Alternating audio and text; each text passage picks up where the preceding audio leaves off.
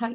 Rahul Mamkootathil MLA നിയമസഭയിൽ കുറച്ച് കാര്യങ്ങൾ ഉന്നയിച്ചിരുന്നു. കേരളം എങ്ങനെയാണ് ഒന്നാമതായത്? കേരളത്തിൽ എന്തുണ്ട് എന്നുള്ള രീതിയിലൊക്കെ. കേരളം നമ്പർ 1 ആണ് എന്നുള്ളത് പല റാങ്കിങ്ങിലും കേരളം ഒന്നാമതാണ് എന്നുള്ള കാര്യമൊക്കെ നമുക്കറിയാം. അപ്പോൾ അതെങ്ങനെയാണ് സംഭവിക്കുന്നത്? അത് ഇവിടെ എന്തുണ്ട് എന്നുള്ള രീതിയിലൊക്കെ പറഞ്ഞതിന് മന്ത്രി പി. രാജീവ് നല്ല തക്കതായ മറുപടി നൽകിയിട്ടുണ്ട്. എല്ലാ സംസ്ഥാനങ്ങളും നമ്മുടെ സംസ്ഥാനമാണ് ഒന്നാമത്, ഞങ്ങളുടെ സംസ്ഥാനമാണ് ഒന്നാമത് എന്ന് പറഞ്ഞ് മത്സരിക്കുന്നിടത്ത് നമ്മുടെ സംസ്ഥാനത്തിൻ്റെ സ്ഥിതി അങ്ങനെയല്ല. പ്രതിപക്ഷ പാർട്ടികൾ ഒന്നടങ്കം എങ്ങനെയാണ് കേരളം ഒന്നാമതായത്? കേരളം എങ്ങനെയാണ് കേരളത്തിൽ എന്തുണ്ടെന്ന രീതിയിലുള്ള ക്വസ്റ്റ്യൻസാണ് വന്നുകൊണ്ടിരിക്കുന്നത്.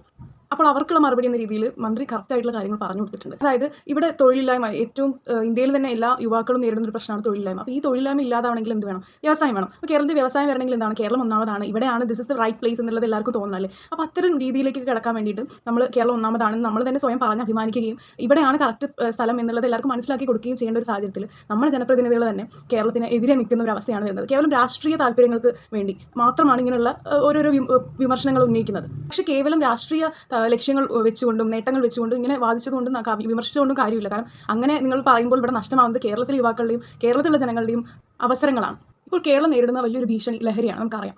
ഒരുപാട് വാർത്തകൾ നമ്മൾ കേൾക്കുന്നുണ്ട്. ഈ വാർത്തകളിലൊക്കെയും ഇപ്പോൾ നിരന്തരമായി കുറച്ച് ദിവസങ്ങളായിട്ട് വരുന്ന വാർത്തകൾ ഞാൻ ശ്രദ്ധിച്ചെന്ന് വെച്ചാൽ പരസ്പരം അങ്ങോട്ടും ഇങ്ങോട്ടും പഴിചാരിക്കൊണ്ടും രാഷ്ട്രീയ ലക്ഷ്യങ്ങൾ വെച്ചുകൊണ്ടും പരസ്പരം അങ്ങോട്ടും ഇങ്ങോട്ടും ഓരോ രാഷ്ട്രീയ പ്രസ്ഥാനങ്ങൾ മുതലെടുപ്പിന് ശ്രമിക്കുന്ന ഒരു രീതിയാണ്. അതായത് ഓരോരോ രാഷ്ട്രീയ നേതാക്കളെ പിടിച്ചു, MDMA ആയി പിടിച്ചു, കഞ്ചാവ് പിടിച്ചു എന്നൊക്കെ പറഞ്ഞ് ഓരോരോ രാഷ്ട്രീയ പ്രസ്ഥാനങ്ങളുടെ മേലെ അല്ലെങ്കിൽ അവരുടെ ബാക്ക്ഗ്രൗണ്ടും ചെക്ക് ചെയ്ത് അവർക്കെതിരെ ആ ഒരു പ്രസ്ഥാനത്തിനെതിരെ നിൽക്കുന്ന ഒരു കേവല രാഷ്ട്രീയ നേട്ടത്തിന് വേണ്ടിയിട്ട് രാഷ്ട്രീയമാണ് നടത്തുന്നത്. പക്ഷേ അങ്ങനെ നടത്തിയതുകൊണ്ട് എന്തെങ്കിലും നേട്ടമുണ്ടെന്ന് എനിക്ക് തോന്നുന്നില്ല. അങ്ങോട്ടും ഇങ്ങോട്ടും പഴിചാരേണ്ട ഒരു സാഹചര്യമല്ല നിലവിൽ കേരളത്തിലുള്ളത്. കേരളത്തിൽ ജനത ഒട്ടടങ്കം ഒരുമിച്ച് നിന്ന് നമ്മൾ പലതും അതിജീവിച്ചവരാണ്. പ്രളയം, നിപ്പ, കൊറോണ പോലുള്ള ഒരുപാട് കാര്യങ്ങൾ. ഇതെല്ലാം നമ്മൾ ഒരുമിച്ച് ഒറ്റക്കെട്ടായി നിന്ന് പൊരുതി വിജയിച്ചതാണ്. അല്ലാതെ അവിടെ ഇത്തരം മുതലെടുപ്പുകൾക്ക് ശ്രമിച്ചിട്ട് കാര്യമില്ല. ഒറ്റക്കെട്ടായി നിൽക്കണം. അതിൽ രാഷ്ട്രീയമോ ജാതിയോ മതമോ ഒന്നും നോക്കാതെ ആ ഒരു വ്യക്തി തെറ്റ് ചെയ്തിട്ടുണ്ടെങ്കിൽ അവരെ ശിക്ഷിക്കുക എന്നുള്ള രീതിയിലേക്ക് നടപടിയെടുക്കാൻ ശ്രമിക്കുക. അല്ലാതെ അതൊരു രാഷ്ട്രീയവൽക്കരിച്ച് ആ രാഷ്ട്രീയ പാർട്ടിക്കെതിരെ കുറേ അലിഗേഷൻസ് ഉണ്ടാക്കി അതിനെതിരെ വിമർശിച്ച് എന്ന് ചെയ്തുകൊണ്ട് കാര്യമുണ്ടെന്ന് തോന്നുന്നില്ല. ഇപ്പോൾ വാർത്തകളൊക്കെ നമ്മൾ കണ്ടാണ് സ്വന്തം മാതാവിനെയും സഹോദരനെയും ഒക്കെയും ഈ ലഹരി ഉപയോഗിച്ചുകൊണ്ട് അല്ലെങ്കിൽ ആ ഒരു കാരണം കൂടെ ഉള്ളതുകൊണ്ട് കൊല ചെയ്യപ്പെടുന്ന ഒരു അവസ്ഥ നമ്മൾ കണ്ടതാണ്. അപ്പോൾ ആ രീതിക്ക് വരുമ്പോൾ നമ്മൾ നിൽക്കുന്നത് ലഹരിക്കെതിരെയാണ്. അല്ലാതെ ഒരു പ്രസ്ഥാനത്തിനും അങ്ങോട്ടും ഇങ്ങോട്ട് പഴിചാരിക്കൊണ്ട് പോയിട്ട് കാര്യമില്ല. ഒറ്റക്കെട്ടായി നിന്നുകൊണ്ട് ഈ ലഹരിക്കെതിരെ പോരാടുക. ആരാണോ ലഹരി ഉപയോഗിക്കുന്നത്, ആരൊക്കെയാണോ അവരെ ലഹരി ഉപയോഗിക്കാൻ പ്രേരിപ്പിക്കുന്നത്,